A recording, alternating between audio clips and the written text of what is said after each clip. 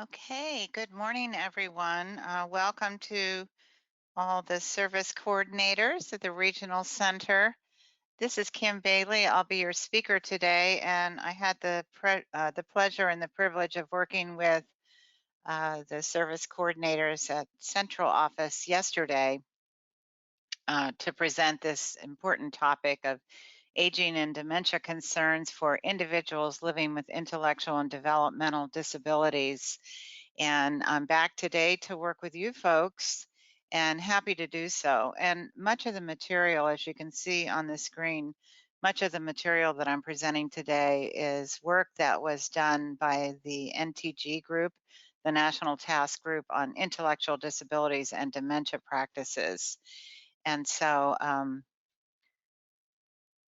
a little bit about me. My name is Kim, and it says that my name is Laura Bronson. If you see that in your control panel, that's actually my colleague that is assisting me today, but my name is Kim, and I have worked in the field of gerontology as a lecturer and professional for about 30 years. I have an MS degree in gerontology and an undergraduate degree in sociology with a concentration in human services, both degrees from Cal State Fullerton.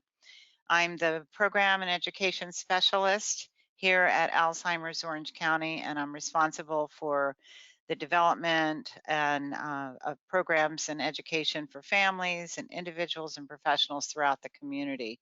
Additionally, I work with our social engagement programs and early stage programs that we offer for people who are living with Alzheimer's and other forms of memory loss, along with their partners. And I coordinate our organization's education and support programs for individuals and families living with intellectual disabilities and Alzheimer's disease.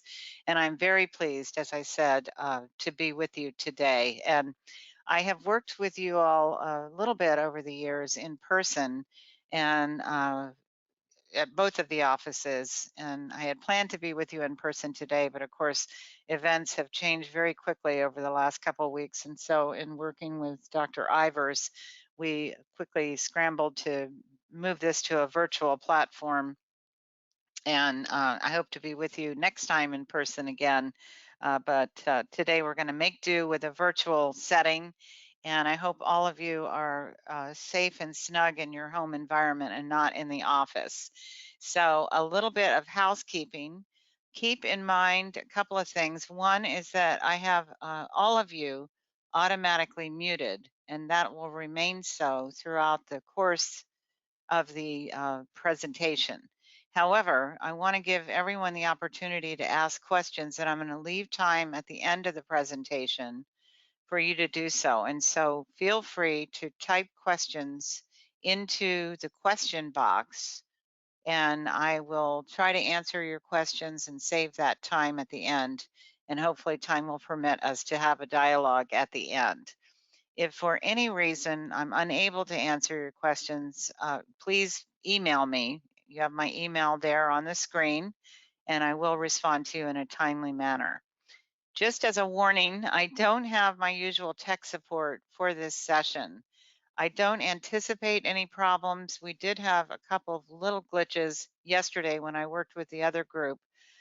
Just some simple things. A couple people reported that their audio went in and out.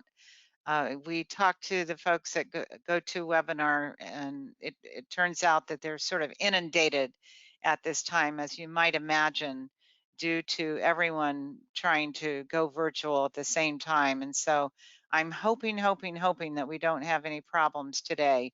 If for any reason your audio does go out, I don't know what to do other than to advise you to just follow along and review the slides along with the group. Again, the slides are attached as a handout in your control panel, and you can print them out at any time during the presentation.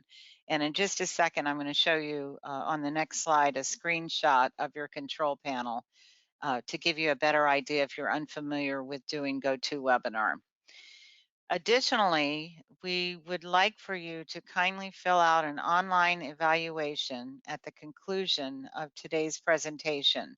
And as I end the webinar, that eval should open up automatically in your window as we close out. If for some reason it doesn't, or if you leave the webinar before we end it, it will also be emailed to you. So if you complete that, that would be helpful to us because of course we want to measure if this program is helpful to you and get input from you on what topics, etc., would be helpful to you in the future. Again, I want to thank you for being online with us today. I'm very happy to be with you and wish it could be in person, but hopefully at a later date we can do that. So here is that screenshot that I promised you. Take a look at that just to get familiar.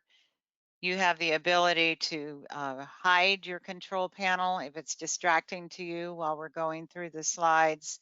Again, there's the handouts that I alluded to. You have the slides as well as a really helpful resource list that can talk about the different resources that are available in Orange County as well as nationally to assist families that you're working with that are helping their family members that may have issues with Alzheimer's disease and their adult children that they're caring for with intellectual or developmental disabilities. So be sure to click on those and print them off if you have the capability to do so. And then also check out that question box because anytime during the presentation, if a question comes to mind, you can enter it in there. And then, as I said, I've saved time at the end of the presentation to have that dialogue with you. Okay, so here, oh, before we do that, before we launch, I want to give Dr. Ivers, if you're present, I want to give you an opportunity to say a few words. If I'm not putting you on the spot, do you want to say a couple words of welcome?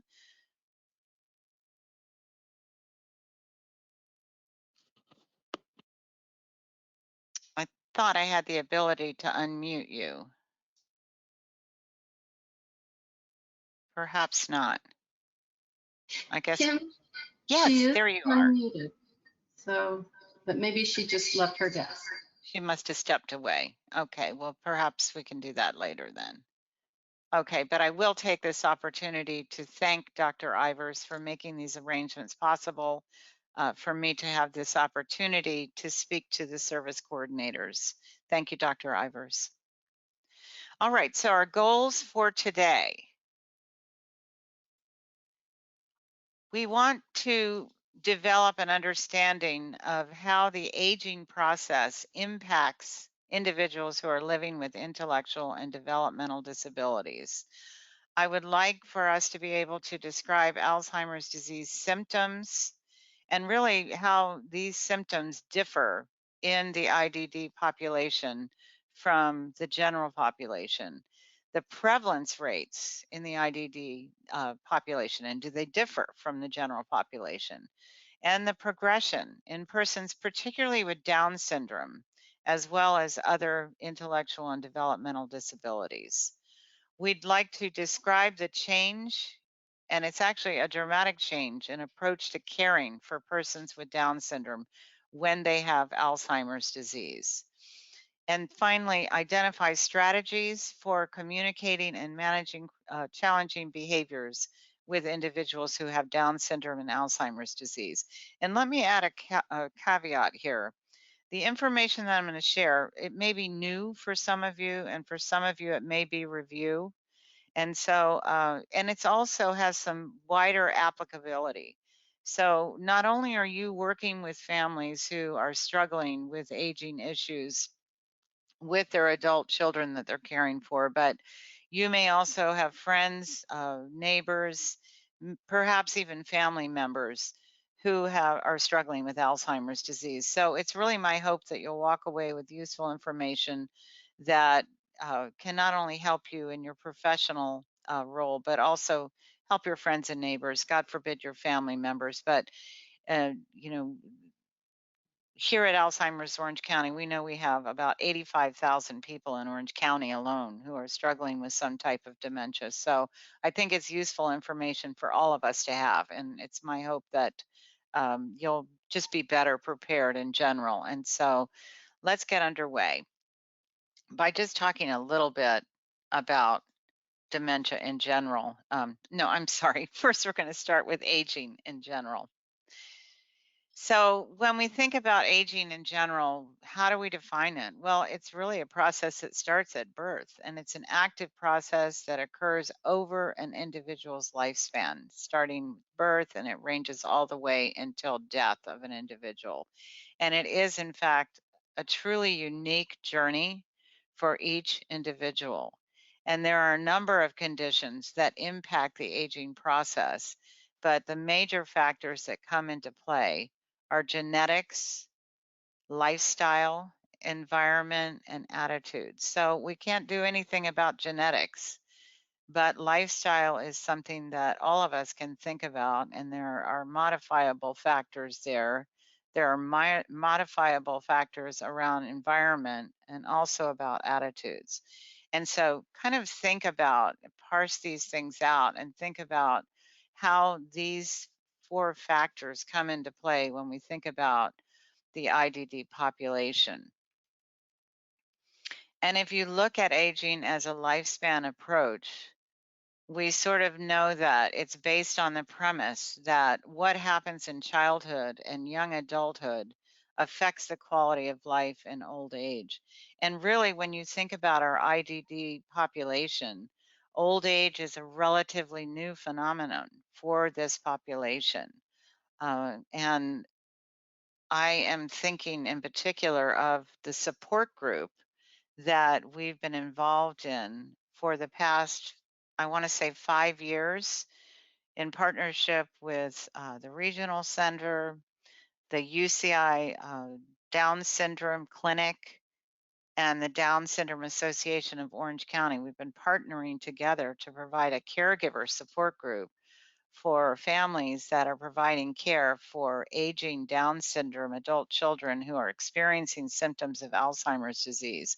And I think of some of the stories of these caregivers who tell us stories that curl your hair, literally. Their children were born and were told by doctors that they probably would not survive childhood. They were told things like, you should just institutionalize them. They're not going to be able to thrive. Many of our caregivers told us that there were little to no services available. There were doctors that really didn't have a lot of knowledge about Down syndrome or other intellectual and developmental disabilities. And societal attitudes, were really, there was so much stigma and so much ignorance around these disabilities. And so, what I'm trying to do, in this section is sort of set the stage for some of the factors that influence their early life and how that sort of played itself out as they began to age. And now that we have people aging into later years, what we're seeing is there are a number of factors that are influencing their health and comorbidities. And then we bring Alzheimer's into the picture. And so it's sort of a quagmire. And we do know that it's never too late to make a difference, but the earlier we start, the larger difference we make. And I will say, thank God for the services that are available today and the incredible role that all of you play in coordinating services and in making sure that all of the families have the help that they so desperately need as they go through these transitions. So these are some of the things that, sort of were playing a role in the backdrop of all of this early on. Poor lifespan health practices for many, some long term consequences of early life therapeutic interventions that might have been harmful, might have been not helpful at all, a lot of maybe overusage of medications that had long-term consequences that were unknown at the time. problems with accessing health services, as I mentioned, not having medical personnel who are familiar with disabilities, age associated comorbidities and pathologies, um, and then bringing dementia into the picture and layered on with other factors like cardiovascular disease, hypothyroidism, et cetera, some of the other things that we see present in these populations. And then the lifestyle factors, sometimes lack of exercise, obesity, poor nutrition, bad eating habits, etc. So one of the things that, we tell our families in the Down syndrome Alzheimer's disease support group is that when someone develops symptoms of Alzheimer's disease, we want to make sure that everything else is functioning well. And we tell the general population the same thing. It's like if we can encourage people to exercise and to try to eat a Mediterranean diet, um, to try and tweak everything else and to control for comorbidities, that their cognition will actually be better, or at least we can help them to maintain their cognition. These things help.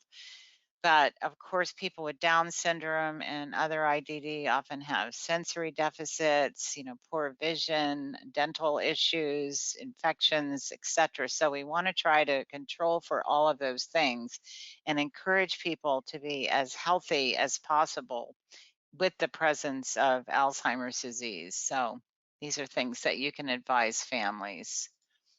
And of course, people are doing the best they can there. We know that as clients are aging, they are also experiencing staff as well as family caregiver turnover.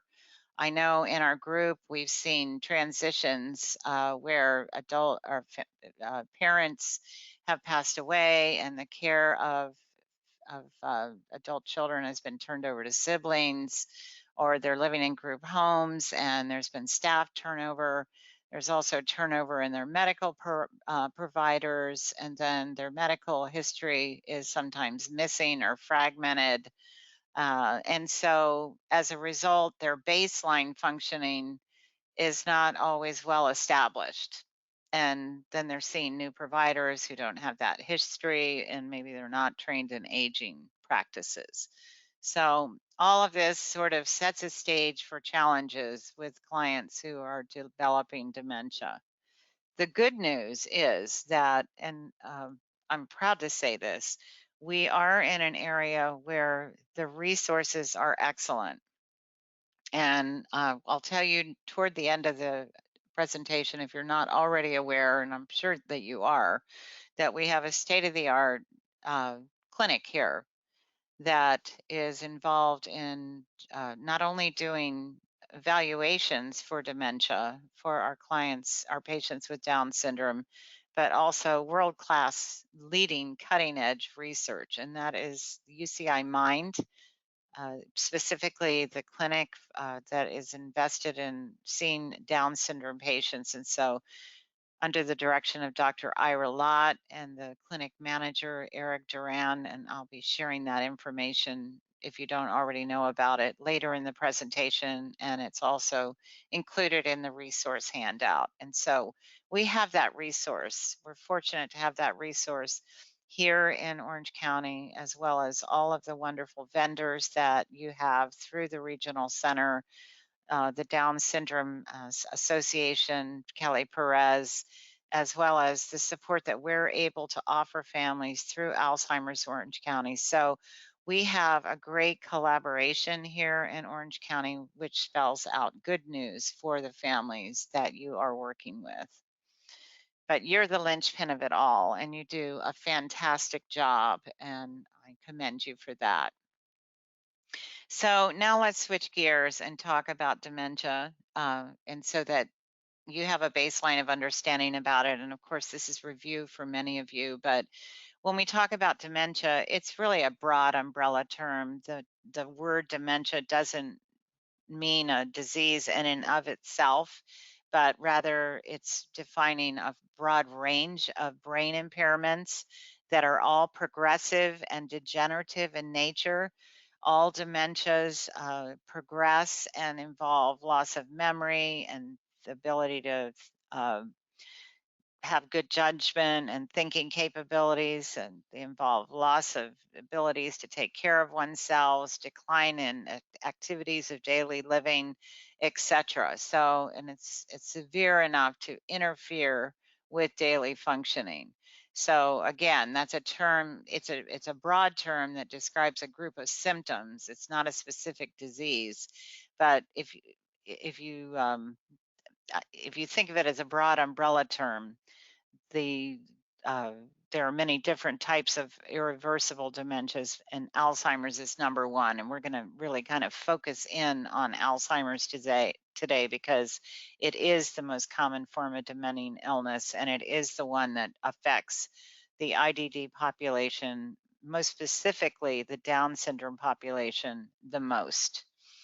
And before we talk about Alzheimer's specifically, I want to mention that it is critical that people get an evaluation, an assessment, a thorough assessment. And the reason for that is because it is a diagnosis of exclusion, and there are a number of conditions that mimic dementia, and there are a number of conditions that are actually treatable. And it's a believe me, it's a laundry list a mile long. I mean, people can present with delirium, they can present with depression, they can have an infection that's causing confusion. They can be dehydrated. They can have a severe metabolic disorder. They can have a B12 deficiency, hypothyroidism, many different treatable conditions. And all of those have to be ruled out before a diagnosis is made. And so, again, I'll refer back to our assessment clinic at UCI, and it's just fabulous that we have a world-class resource like that. Dementia is not a part of normal aging, but unfortunately it is all too common in the Down syndrome population, and I'll talk about that in just a few minutes. So again, Alzheimer's disease, our focus today, is the most common form of dementia. In the general population, it's known for typically a gradual onset. It's going to be a little bit more of a little less gradual in the Down syndrome population, but I'll describe that in just a few minutes. It involves the inability to remember new information. So here I'm talking about short-term memory in contrast to long-term memory. So, it can be, you can tell someone something and 10 minutes later, they've already forgotten it. It impairs the ability to carry out daily activities. The biological features, the pathology that's involved, there's three markers, and really it's brain atrophy. So we see shrinkage because it involves death of brain cells. And the culprits in the disease are the amyloid plaques and the neurofibrillary tangles. So the proteins involved are amyloid and tau. And both amyloid and tau are naturally occurring proteins in our bodies, in our brains. Amyloid begins overproduction. And with this overproducing amyloid, it starts to break off and form sticky clumps that form plaques inside the nerve cells in the brain. And at the same time, we see an overproduction of the tau, which begins to form tangles inside, or I'm sorry, I said that wrong. I, I may have signs myself. The amyloid plaques begin to form around the nerve cells, and the neurofibrillary tau tangles begin to form inside the nerve cells. So with the growth of these features, they begin to interfere with the nerve cells' ability to function and communicate with one another, eventually causing the cells to die. And as the cells die, you begin to see that shrinkage in the brain. So, you know, just sort of take a minute to pause and think about a person who is already dealing with impairment and then layer on more impairment and think about what that's like for the individual and think about what that's like for a family. And it's just a terrible disease. And so it's incumbent upon us to think of more and more ways that we can educate and help families. And the care of individuals, which has already been burdensome, becomes even more, requires even more effort. And so this presentation is all about tools that we can share with families to help them uh, decrease that burden. And so I just hope you can pull some things out of this presentation to help families lighten their load. That's my prayer for today. All right, so how prevalent is it in the IDD population, people living with intellectual and developmental disabilities? And now you're going to see kind of the stark difference. So in the whole population of people living with intellectual and developmental disabilities, you can see that to some degree it mirrors the general population. Maybe it's a little bit elevated. And you can see how it increases with age, just as it does in the general population. The difference being that all individuals living with intellectual and developmental disabilities experience premature aging. And so in the general population, about 1 in 10 people over 60 are thought to have some form of dementia, and about 1 in 2 over the age of 85. So if you look to the left there, in the IDD population, 40 plus, about 3%, 60 plus, about 6%, and then 80 plus, about 12%. But look at the stark difference over at the table on the right. And I don't have data for the 80 plus, but for individuals living with Down syndrome, 40 plus, about 22% have Alzheimer's disease. And, you know, they really, as far as I know, don't generally get another form of dementia. It's generally Alzheimer's disease. 60 plus, 56% by the time they reach 60 plus, 60 or above, 56% have Alzheimer's disease. And 100% of people with Down syndrome have the pathology. They all get the plaques and tangles associated with Alzheimer's disease. However, and this is an important however, so I'll underscore that not every single person with Down syndrome develops symptoms. So that's just sort of a big question mark and part of the research. So everyone gets the plaques and tangles with Down syndrome, but not everyone develops the disease. So it's interesting, the cutting edge research that they're doing right at UC Irvine may in fact help to discover, they may help the researchers there may help discover the cure for Alzheimer's disease before the general Alzheimer's researchers discover the cure. I mean, the work that they're doing there is going to be such a benefit to the Alzheimer community as a whole. So we're very proud of the work that they're doing. And they have a couple of studies going on now, major studies that we want to encourage families to participate in.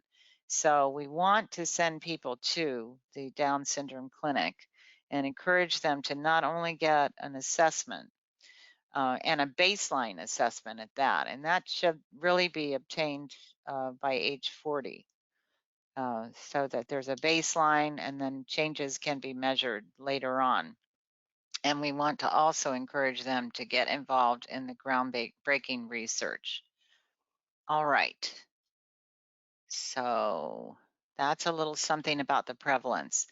So let's talk for a minute about how Alzheimer's looks a little bit different in people living with Down syndrome.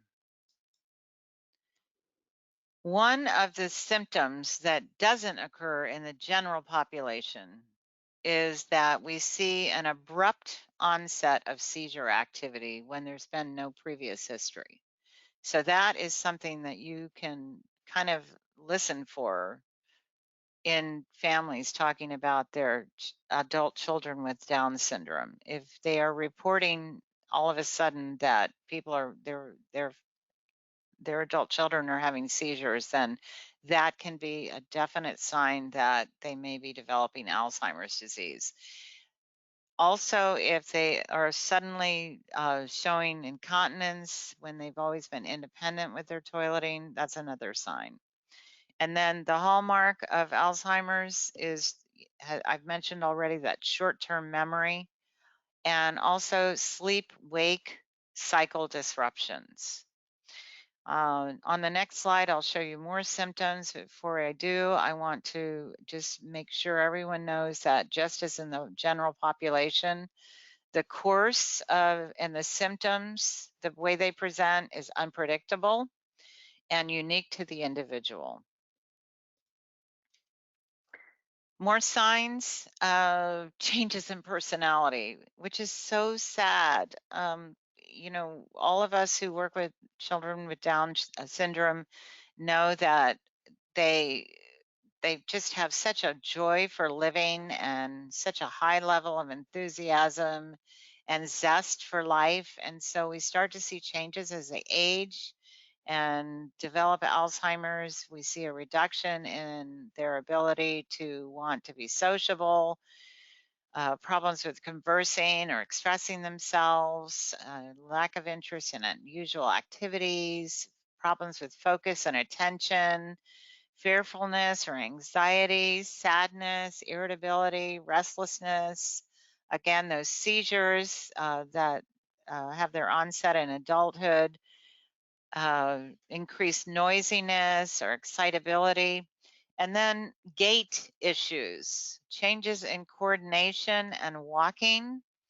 And where this can have some really sad consequences is that we see people that suddenly don't want to get on the bus or are not able to get on the bus. So they may say they don't want to go to their day program anymore, or they don't want to go to their work.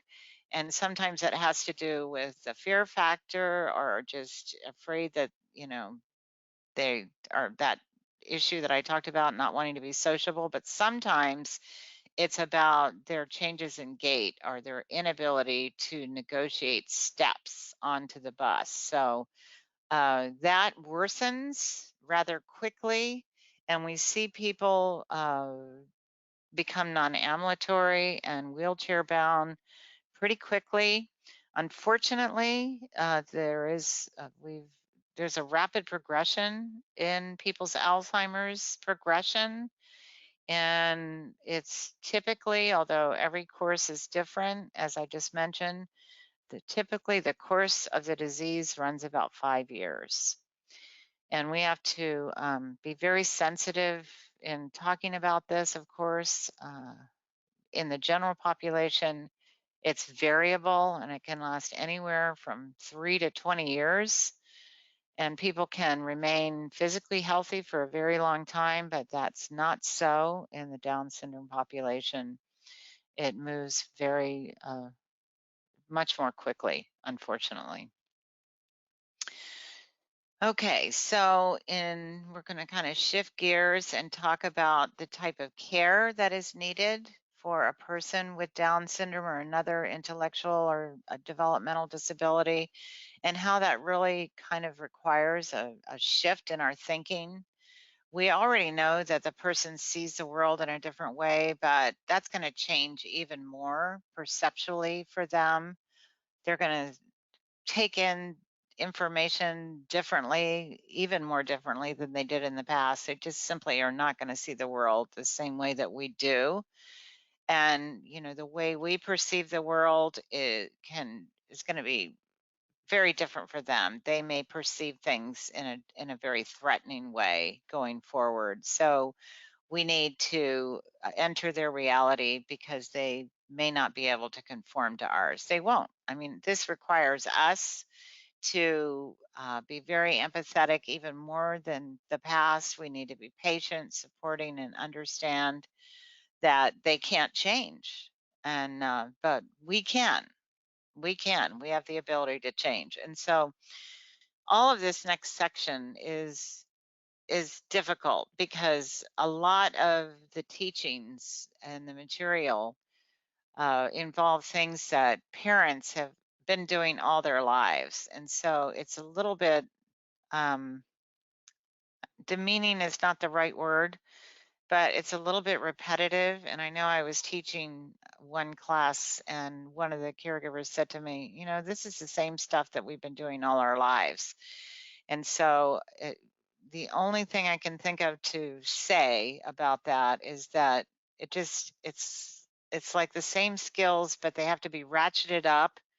And it's like these same skills times 1,000. And it's so hard because parents are tired and they've had, you know, they've had burden all their lives that they've accommodated, and they're, you know, they're used to that. But this is like another insult to injury after all this time. And the same can be said for the professional caregivers, many of whom in group homes have been caring for their residents for a very long time. And so they've become like family.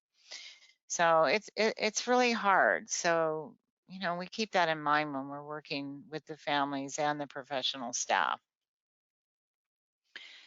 And when we're thinking about communicating, it's, you know, really goes to nonverbal mainly because the communication, the verbal communication, is becoming lost at a pretty rapid rate. And that's so hard because we all know as humans that communicating our needs and our feelings is the spice of life. I mean, that's how we convey and maintain our quality of life, and that's what makes us who we are. And we know that it's more than verbal. It's also gestures and body language, touch, and all of those factors are going to need to be amplified as people lose their speech.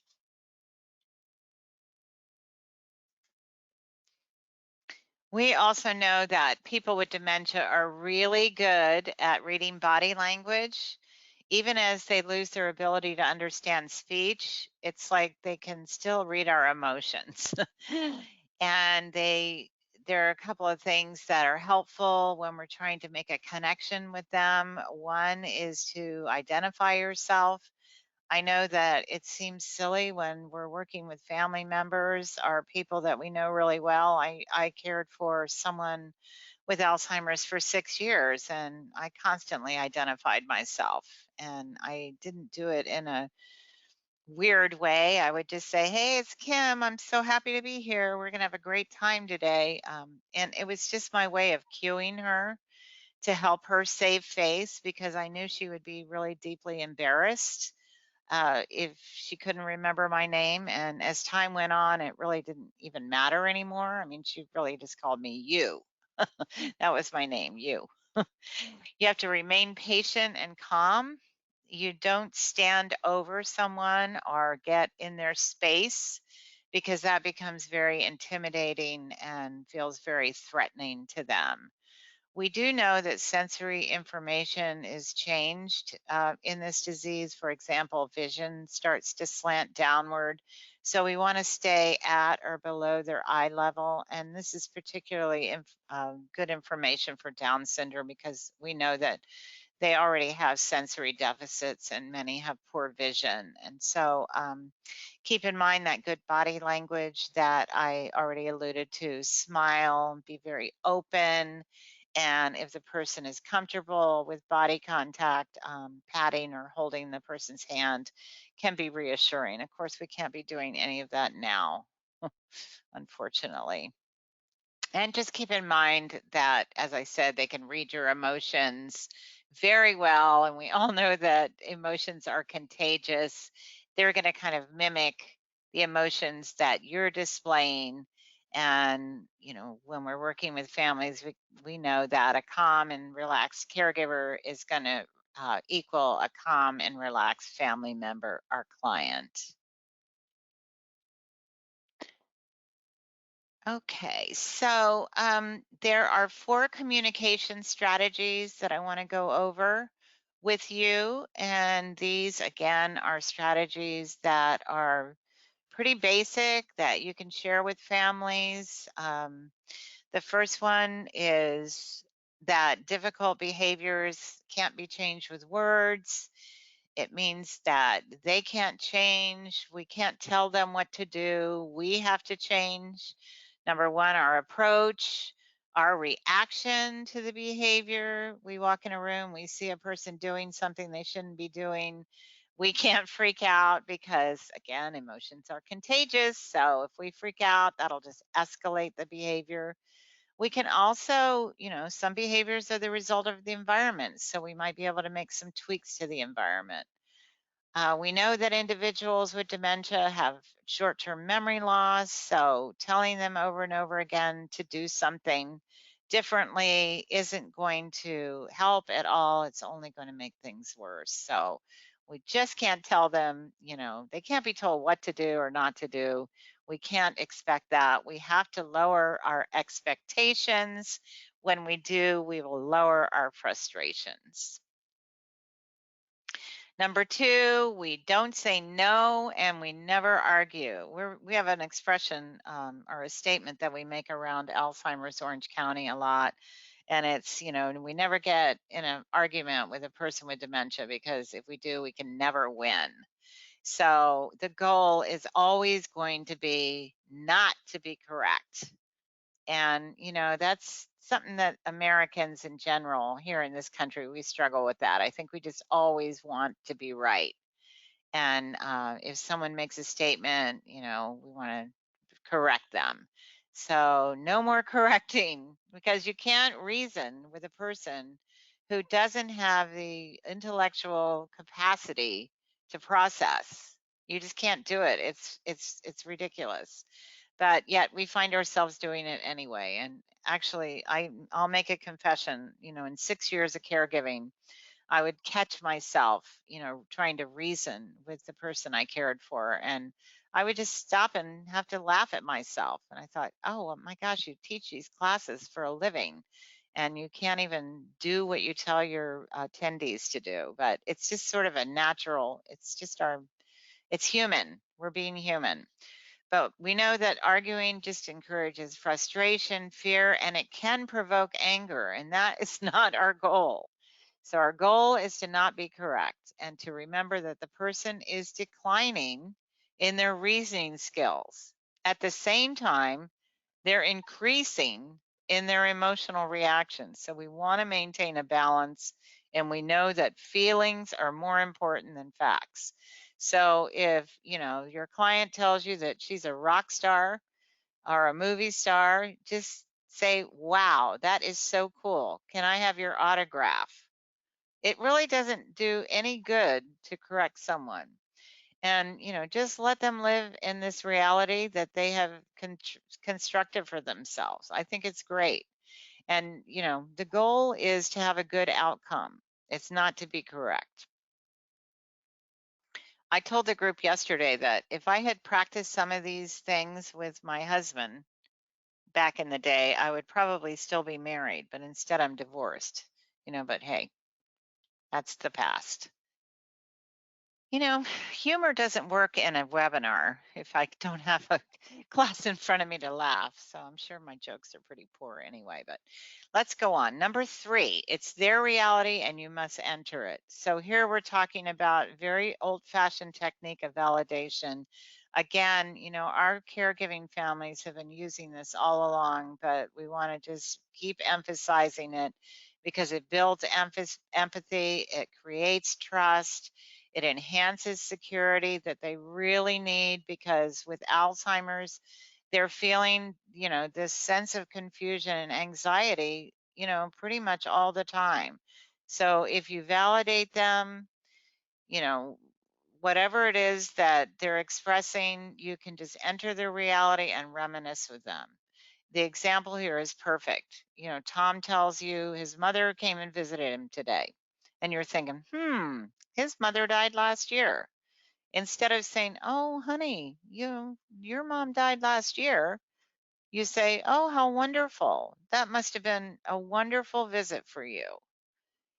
And then I'll take it one step further. You can redirect, once you validate, you can then skillfully redirect them by distracting them into some kind of activity you know they love. And we'll talk about that in a minute. So you validate and then you redirect. So, oh, honey, that's wonderful. I'm so glad you saw your mother. Why don't we go have some lunch now? Once people have Alzheimer's, they can't hold on to anything very long. And if you know, well, let's just say it, let's put it this way. If it were me, the only thing I would hear in that conversation was lunch. And I'd be so happy because I love to eat. So I'd forget all about the mother part and I would just hear lunch. And then I would be lockstep with you to the kitchen. So this is what we do. We reassure, we validate, and we redirect and distract. Number 4, we reduce fear by acknowledging underlying emotions. As the disease progresses, the coping is just greatly reduced. They just have no, like I said earlier on, the person loses their ability to self-soothe. Oh, no, I didn't say that earlier on. I'm saying it now. Oh gosh, thank goodness it's Friday, right? Yes, the person with dementia cannot self-soothe as their fears become overwhelming. So that's up to the caregiver to reassure the person and respond to their emotion. So you reassure times 100. Yep. Okay, so 4 common communication strategies.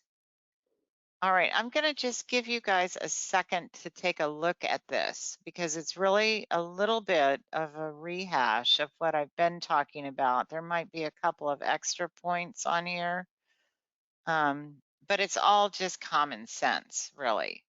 And they're good, strong tips for connecting. They have to do with body language, tone of voice, facial expression. It's all that nonverbal. And when you do speak, you speak slowly and clearly in a relaxed, gentle tone.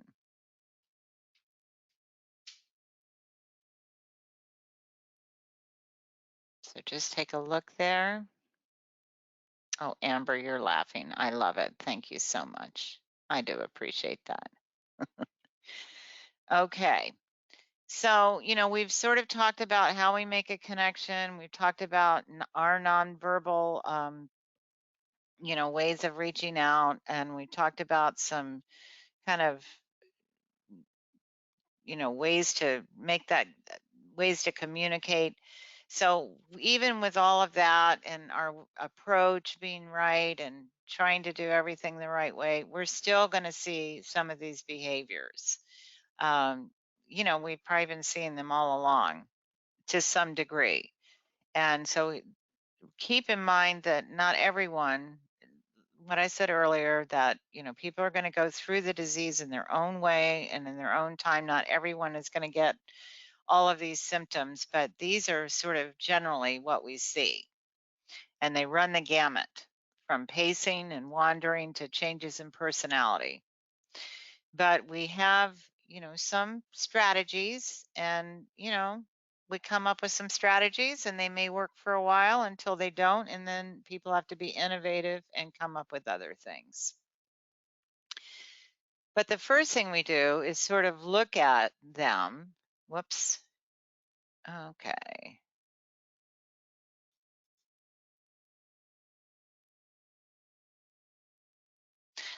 Thank you. I had a little fit there.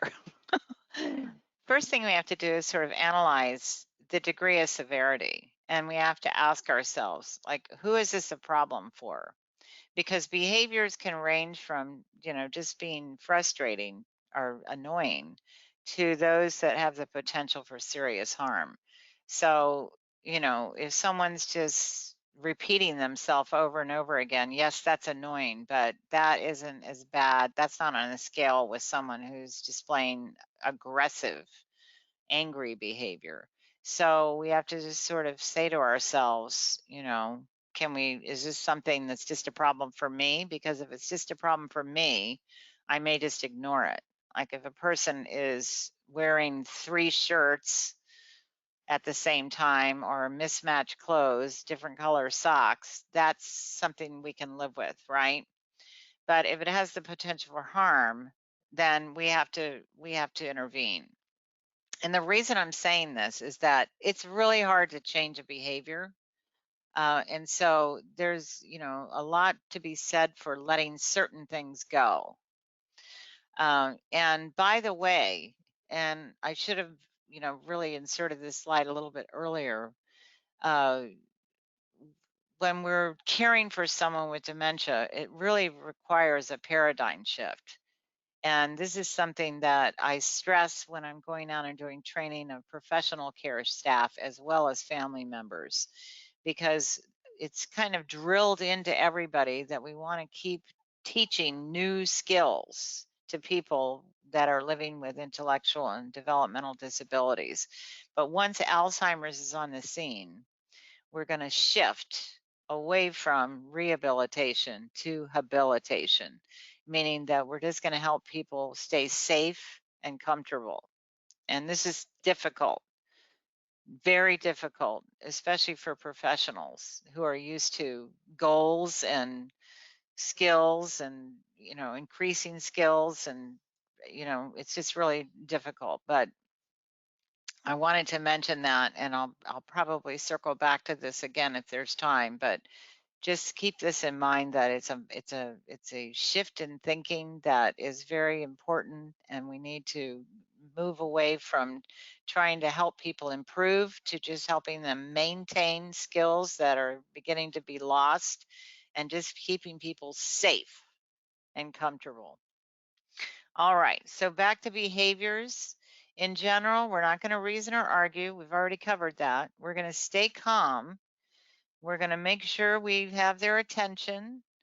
We're not going to yell because that just elevates them. We're going to take our time. We're going to respond to the emotion rather than the words.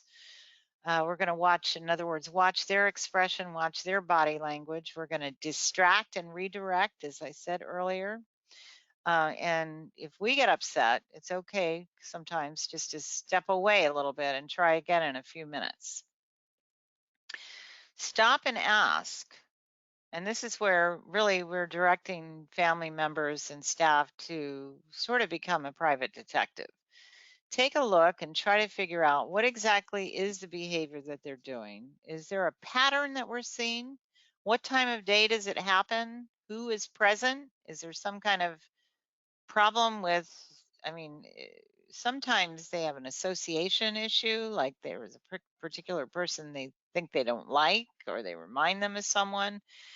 Is it only happening with certain staff or family? Is there an antecedent? Is something, what's going on? And then, apply some person-centered care. Think about the person's life history. Think if there's a connection there to the behavior, etc. So you're probably familiar with the ABC model. It's been around for many years, and it involves antecedent, behavior, and consequence. And so, yeah, we're going to sort of look to see if there's a trigger for the event, what the person does, and then what happens afterwards, and how can we sort of assess this and intervene appropriately. So, and we know that we have to change because they can't. We can't blame them, because if they had the ability to control the behavior, they wouldn't have the diagnosis of Alzheimer's disease. And a lot of times when we try to control the behavior or change it, we're going to meet with resistance. So in many cases, unless the person's in danger or endangering someone else, we're going to accommodate the behavior rather than control it. So the example here is a perfect one, because we see this a lot, actually. They stop wanting to sleep in the bed for some reason. They want to sleep on the floor. And that's fine. We just put the mattress on the floor, and it is not a big deal. We can change our behavior, or we can change the physical environment. An example of changing the physical environment, sundowning is a behavior we see as the light starts to change at the end of the day. We see an uptick in restlessness. Sometimes people want to wander or leave at that time of day. I've we've had clients that have looked out the window and seen shadows and think that they see people in the bushes. So sometimes changing the environment by closing the curtains at that time of day and maybe using some subtle lighting, putting some soft music on or music that they like, person-centered, care, their favorite music, having a pleasant activity that they enjoy at that time of day, maybe that can reduce the sundowning. So, these are things that we can do to accommodate behaviors. Tweaking things can sometimes work. We really have to get creative. These are some of the triggers that we see, and pain and discomfort is number one, because a lot of times, especially if the behavior is abrupt and it's new, it's medical. And so, we see UTIs. The person's not able to tell us that something's wrong, or even possibly they're injured or just sick. So we always think medical first, or it might be that it's something in the environment. I mentioned that, or maybe it's a new environment or an unfamiliar environment. And by the way, it could be an environment that they've been in before, but they don't remember it. Or it could be a routine that they used to be good with, but now it's suddenly not good, or a task that they used to enjoy doing and it's suddenly now too complicated.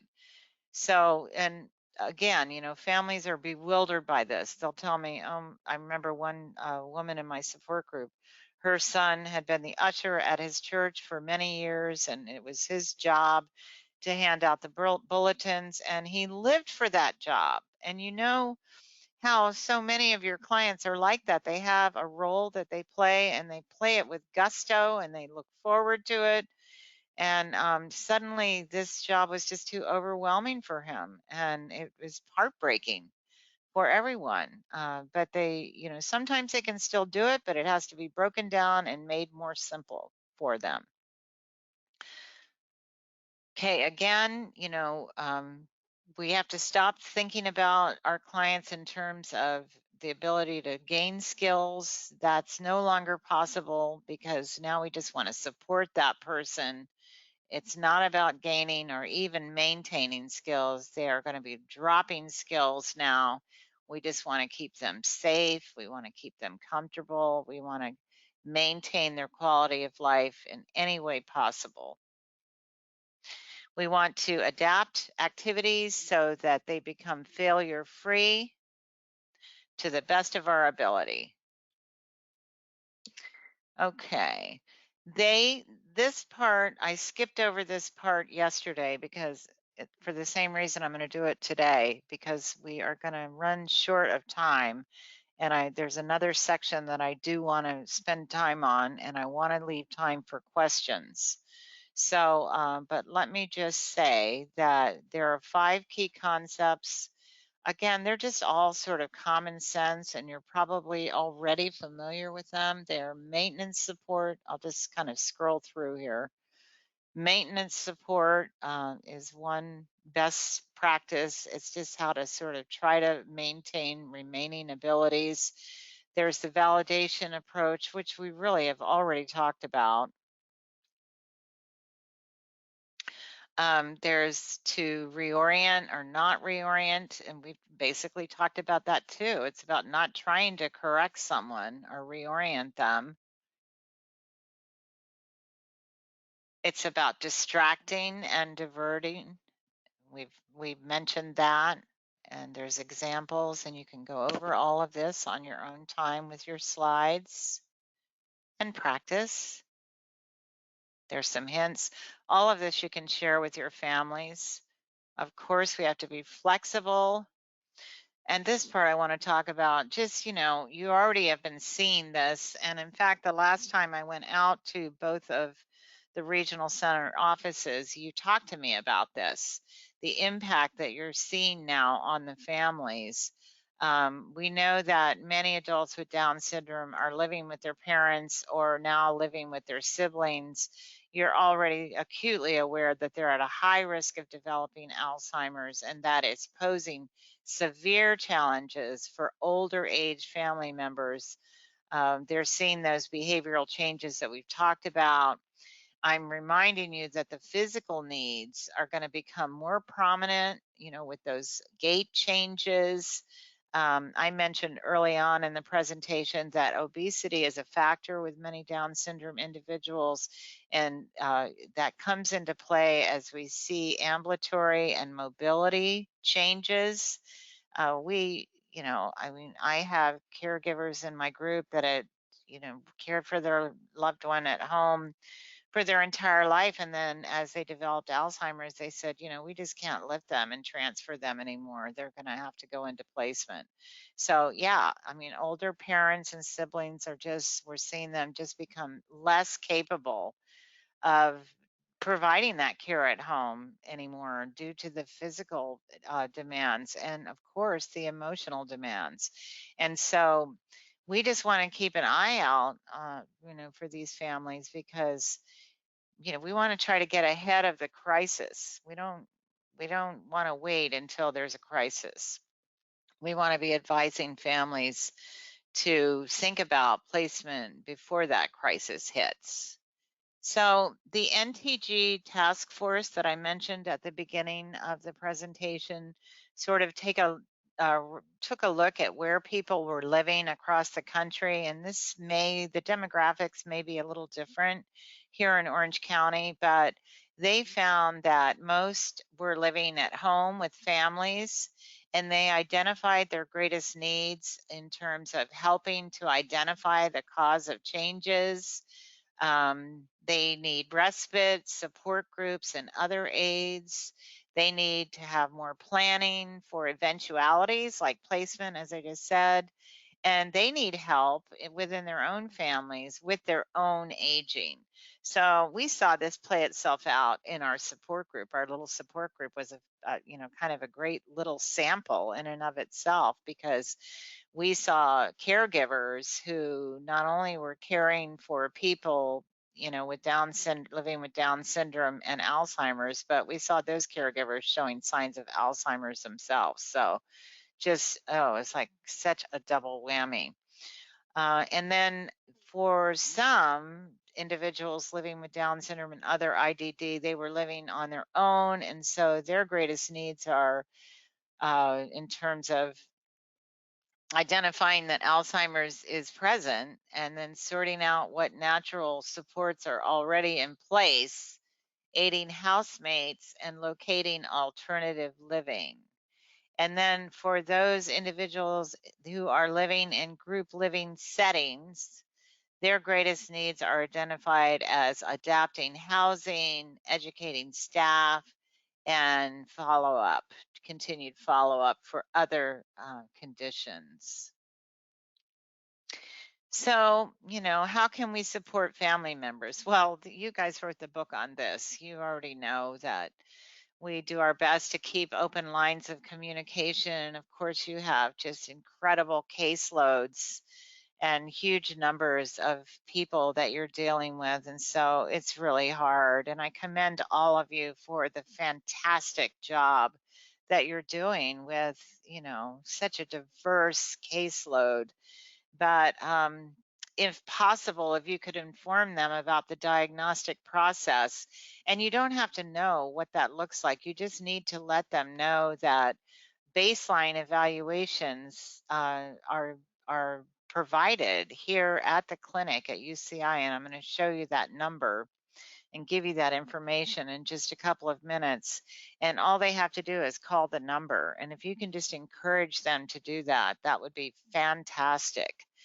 you have the information at hand to educate them a little bit about the disease. You can refer them to our quarterly support group, which is on hiatus now, of course, like the world is on hiatus, but we will resume, and that is a partnership between Regional Center, Down Syndrome Association of Orange County, and UCI Down Syndrome Clinic and Alzheimer's Orange County. It meets at Down Syndrome Association, and it is co-facilitated by myself and Eric Duran of the Down Syndrome Clinic. So, you can suggest all of these resources and continue just to provide that great support that you're already doing, and make the referrals that we're providing that you already have, the vendors, and the resource list that I've attached to the webinar. This is just this kind of demeaning that I even have these slides, because you already know what to do and you do it so well. You're so capable, and people, the families here are so lucky to live in Orange County and to have you. So this is just a quick look at the multidisciplinary team that's available at the UCI Down Syndrome Alzheimer's Disease Program. Here's a screenshot of their flyer, and then I just magnified because I'm half blind, and I thought maybe some of you might appreciate having a larger view of Eric's contact information. And their offices are at the city, but or at the medical center, but they actually see patients at their clinic on the campus. But just call that 714-456-8443 number. Have families just call directly to refer them for diagnosis. Okay, and then in conclusion, obviously people that are living with IDD face unique challenges as they age prematurely, particularly when they develop dementia. But as we've said, here in Orange County, we have a great collaborative effort underway, and there are resources available. Even though caring for an individual with dementia requires, this profound shift in caring, we do have resources available, and we can do this working together. And it's just such a privilege to be with all of you today. And I'm so grateful to Dr. Ivers for making these arrangements for us to be online together today. And it's at this time that I'm going to go ahead and take some questions. Let me just take a little peek into the question box and see what we have. Let's see. What can families expect in terms of having their loved ones participating in the UCI studies of individuals with Down syndrome and dementia? That is an excellent question, and I'm not even sure that I can give you a great answer to that. I'm just going to tell you as what I can about the two studies that are available now, and then you can call and find out more information, okay? So one study is called Brain Aging and Dementia and Down Syndrome, and this is an NIA study, National Institute on Aging. And the purpose of the study is to improve our understanding of brain aging and dementia and Down syndrome. So it requires yearly visits, which includes the medical evaluation, neurological eval, and assessments. And so there's the baseline assessment that I've been talking about. And so it's yearly visits. Each visit is expected to last approximately 4 to 5 hours, and the evaluations are provided at no cost. So this one is purely about evaluation. The other one is around biomarkers. It's entitled Biomarker of Alzheimer's Disease in Adults with Down Syndrome. That's looking at the biological factors that may be related to the development of Alzheimer's disease in adults with Down syndrome. So these biomarkers are likely to be important for the discovery of future therapies. So this one is, this one involves recurring cognitive and neuropsychological tests and questionnaires, recurring medical evaluations, including blood tests, 3 MRI scans, 2 PET scans, and 2 lumbar punctures. So that one, and participants may be compensated up to $310. Okay, so those are the 2 studies. And anyone that calls the number that I showed on the screen and that's available in the handout can find out more about both of these studies. Okay, so I hope that answered your question. The next question is, are people with Down syndrome affected by other types of dementia, such as Lewy body dementia or frontal temporal lobe dementia? And not so much is my answer. They are primarily affected by Alzheimer's disease. That is, I actually posed that question to Eric Duran at the Alzheimer's disease, the Down syndrome and Alzheimer's disease clinic. And he said that all of their cases that they see there are Alzheimer's disease. So they don't seem to, and of course they get all of the pathological features of Alzheimer's disease, the amyloid plaques and the neurofibrillary tangles. 100% of them get those features, whereas people with Lewy body disease get a different have different pathology. They get Lewy bodies, and frontal temporal dementia involves different tau damage in different regions. So, yeah. Other questions?